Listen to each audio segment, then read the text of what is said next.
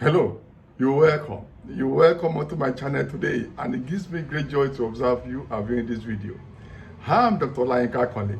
I'm a sociologist, I'm a researcher, I'm a public speaker, I'm a life coach. On this channel, I do a number of stuff, and these stuff I do, you can easily cluster them into four: sociology, research, migration, and relationship. Thank you very much that you've been following me, you've been subscribing. The subscription is growing, and my videos are increasingly doing well. I just want to assist to build capacity along these four areas. Meanwhile, have you subscribed to this channel? What are you waiting for? If you are not subscribed, kindly tap the subscribe button on your screen right now. Click the subscribe button right now and join my family of subscribers. If you have subscribed previously, thank you very much for staying tuned. Today, I want to address this very interesting topic that is so central to my heart. People have asked me, in fact, the subscribers asked me to make a video on this. I've been asking myself as well. So the title of this video is, why do some people move abroad and begin to complain? Why? Why do some people move abroad and begin to complain? Here is why. And this is very common. You see people that are excited to move abroad, who sold everything, resigned, moved their families, did vlog, and they're just abroad. When they're traveling, they even record themselves, share on social media and YouTube, and suddenly they get abroad. They start complaining. Why? So it's very common, but I don't want you to fall into that category. If you think of moving abroad, it's very important you view this video to the end, so you won't get there and be frustrated and be complaining like most people. Most migrants complain, actually. Once in a while, they start complaining, and I wonder why. I've lived in a number of countries. I have no reason to complain, but you see some people complaining, and it's very common, especially right now. So, number one, you have to know that the reasons are complex, because migration is a complex situation. When you think of moving abroad, realize that it's very complex and it's very complicated. So you have to be well prepared. And there are different reasons people complain after moving abroad, actually. There are different reasons for complex reasons. Number one is, for me, is that many people migrate for the wrong reasons. Many people. You just think, okay, let me just migrate. Some people, you'll be surprised that some people migrate because others are migrating. They have no formula, they have no reason to migrate, or they have illusions. When I migrate, when I move to Canada, when I move to UK, when I move to Australia, when I move to US, my life will suddenly turn around overnight. I'll become very successful and prosperous. Many people just want to join the bandwagon. Everybody's moving. My friends are relocating. My friends are moving abroad. My families are moving abroad. My siblings are moving abroad. I must also move abroad. No! Migration is selective. Moving abroad is selective. You must have your own personal reason that must align with your goal. So many migrate for wrong reasons. Another point is that many have unrealistic expectations. Many build castles in the air and think that migration will bring, or moving abroad will bring all their dreams, all their lofty dreams, all their fantasies to reality. No! Moving abroad has its own challenges. So be realistic, be modest, know that there will be issues and challenges, and be ready mentally and physically to face these challenges. Don't complain. If you complain, you are only depressing yourself. So be realistic. Don't have unrealistic expectations. Or, moving abroad is not a magic wand that will make all your problems disappear. In fact, moving abroad will create new problems and new challenges. Yeah, you don't like what I just said, but it's the truth. Moving abroad will create his own new challenges, and problems. Only that your problems in where you're coming from may not be your problems when you move abroad. But when you move abroad, new problems will develop, new challenges will develop. Yeah! And you must be ready for this, so be realistic. And many people have troubles adjusting to the environment where they find themselves, culturally, socially, psychologically. Abroad is a different place compared to where you are coming from, where you were born, sometimes, if you're born overseas. So they have their cultural differences, different cultural expectations, societal expectations, different environmental expectations, environmental realities, and many people have they have problem adjusting. Some people don't have strong adaptive mechanism. But if you want to move abroad, be ready to adapt and adjust to the situation you're going to meet over there.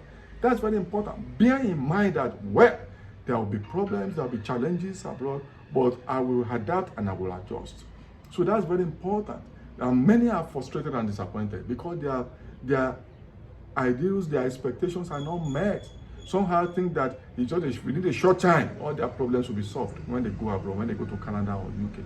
No, or Australia or Canada. No. So many are disappointed, many are frustrated on the account of this. No, you don't have to be frustrated. Many people face discrimination and loneliness, and many people, they are homesick.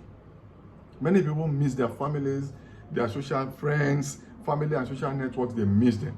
You will not value your friends now until you suddenly move abroad and you start missing them. It can be lonely abroad. Oh, let me tell you the truth. It can be lonely.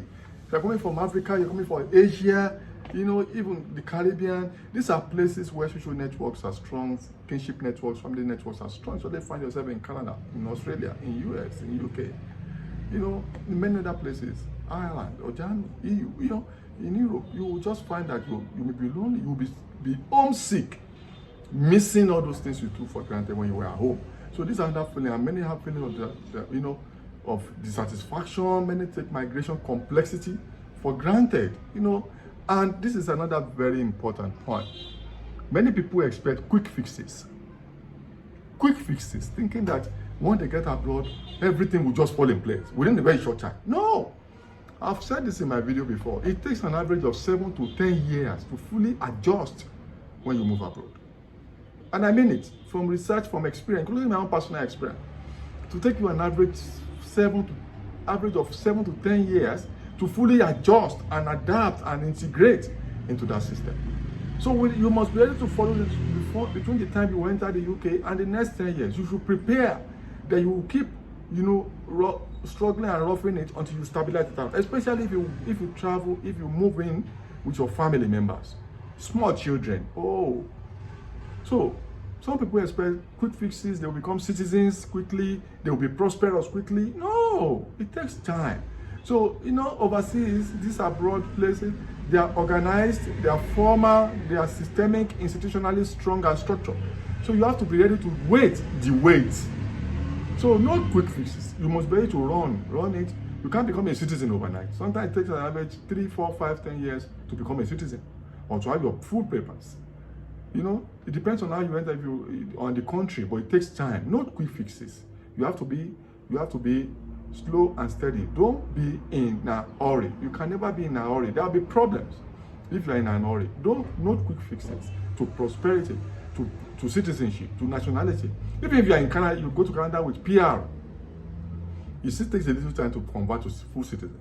And there are some rights and privileges that you may not be able to fully enjoy depending on the countries you are at the time. So there is also high cost of living. Some people find it difficult to imagine they are spending so much for basic needs they took for granted where they're coming from. But that's what they are paying, spending all their saving, all their money on. They work hard, all the monies they are making, the money is going through expenses, no savings. So they get frustrated because they have lofty dreams, sending money home, returning home at some point. They just discover that the money they're just using it for everyday living. So they have high cost of living. There are many, this is very serious, class suicide. Many people actually commit what I call class suicide. Many people have sold everything to move abroad. Some of them, big men, big women, where they're coming from, they suddenly got overseas and became nobody. Some of them CEOs, executives, big men, big women, where they're coming from, they begin to do many jobs before they can adapt and convert. Many people, I call this class suicide. Some people, very big men, big women, where they're coming from. But here, they become ordinary people doing casual work. So this gives them mental torture and social frustration. So they start complaining. And they have sold everything, left everything to come to this country. So class suicide, you have to be very careful. Do your research overseas and be sure you will not feel worse when you get over there. So class suicide, so now, let me leave you with this as I want to round off this video. I want to conclude this video. Know fully well that when you move abroad, it's not necessarily a better version of where you're coming from. The pasture may not necessarily be greener or not as green as you are fantasizing. So be modest. So moving abroad, that country you are going abroad may not necessarily be a better, a more prosperous version of your home country. So be calm and know fully well that your expectation must be moderate. So if you are looking for a quick fix, you may have to change your mind. And many are not professionally prepared. They have not learned the skills they need to work or to succeed exceedingly abroad. They just go there without the requisite skills and experience. So they are not professionally prepared, they are not mentally prepared, they are not psychologically prepared, they are not socially prepared. Even they are not geographically prepared for the weather. You are coming from a tropical region, hot, then you are going to Canada. It is very cold. So the weather alone is a problem. So you must prepare for the weather and learn the necessary skills you need to learn before you move to that country. The skill you have where you're coming from may not be the same skill that they need in where you're going. So you have to be professionally prepared, get the required skills and certifications. So these are reasons people complain when they move abroad.